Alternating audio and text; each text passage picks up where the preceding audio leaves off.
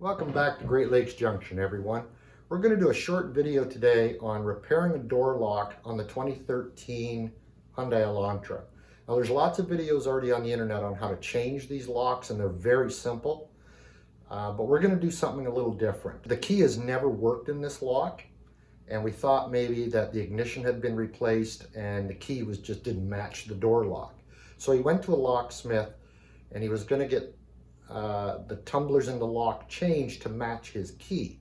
The locksmith said it was damaged. He couldn't do anything with the lock. He didn't specify what the damage was. So my son went to the wrecking yard to get another lock, and it was only $5, but he did not get one out of an Elantra, and the housing is not the same. It's not going to fit.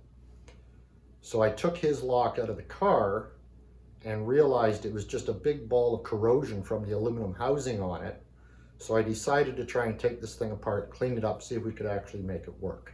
And we did.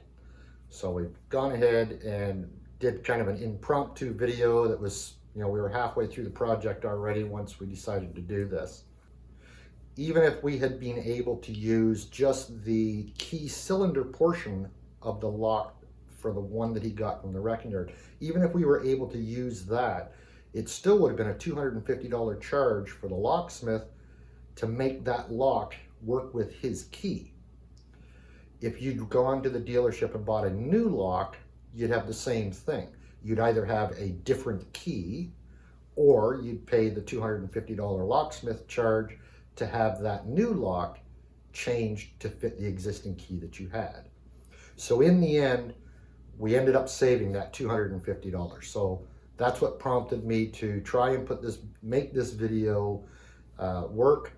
And it's out there to save somebody some money, and that's what the whole reason I'm doing these videos on this channel is, to try and help you save money if you can. So I'm just taking my time. This is the little chrome piece that goes around where your key would go in. It just kind of fell off when I started to take the cylinder out. This piece here attaches on the other end of that, and that C-clip holds it on.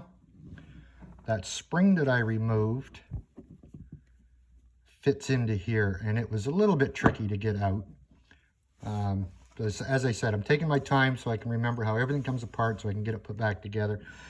So I'm not going to put it together now to show you how I got this far, but if I get this working, I will show you how I reassemble it, which is obviously going to be the opposite of taking it apart.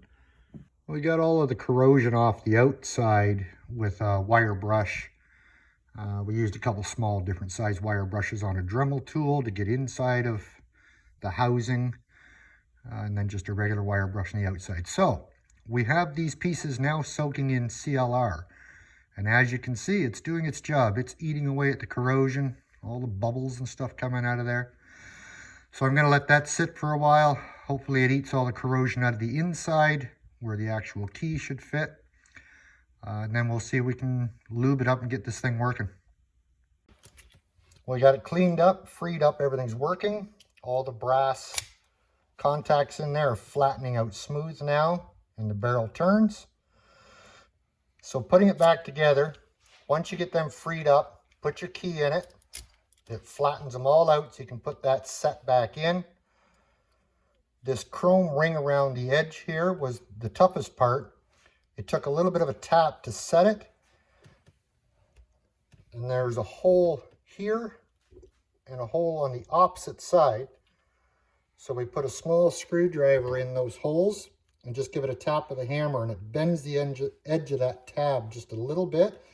So that's what holds that chrome ring in place. So for the rest of it that you didn't get to see come apart, the next thing we want to put in is this spring. I don't know if you can see the shape of it. It's got a couple of little tabs that stick up on it. Let's see if I can get this on camera. So the housing's kind of half cut away. You want the tabs of the spring so they're pointing down. We'll set one on that side. And then this one, we've got to put tension on that spring to get it up and over the other side. Did you see that? Okay, now the back half of the housing. And when I took this apart, I made note that this piece here was flat, lined up with that. So I knew which position, because it will go on in different positions. And our little C-clip that we have for it has to go down inside of the, oh, we just lost the C-clip. Where did it go? We'll edit that out.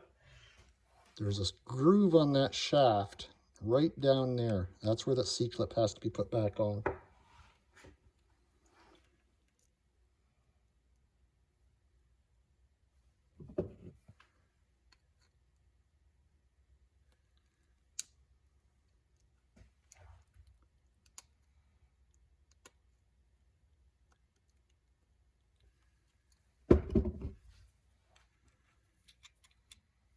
Okay, I think we've got it back into its groove.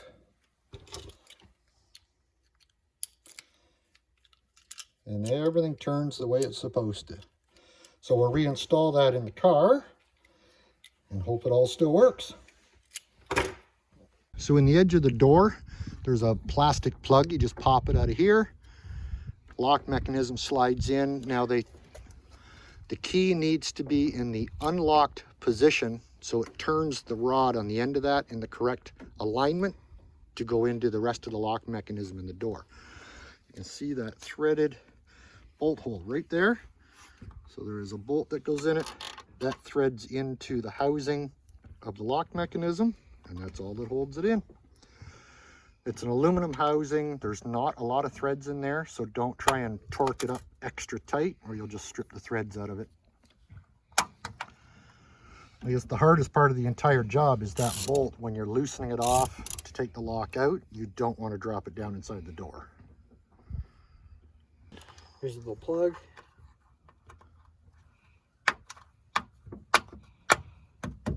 Okay. Oh.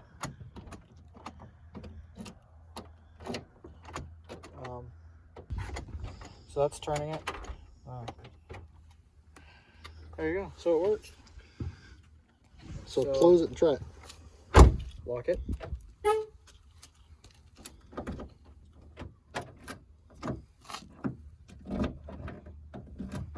There. Yes. And it all works. So it's another job done and save some more money.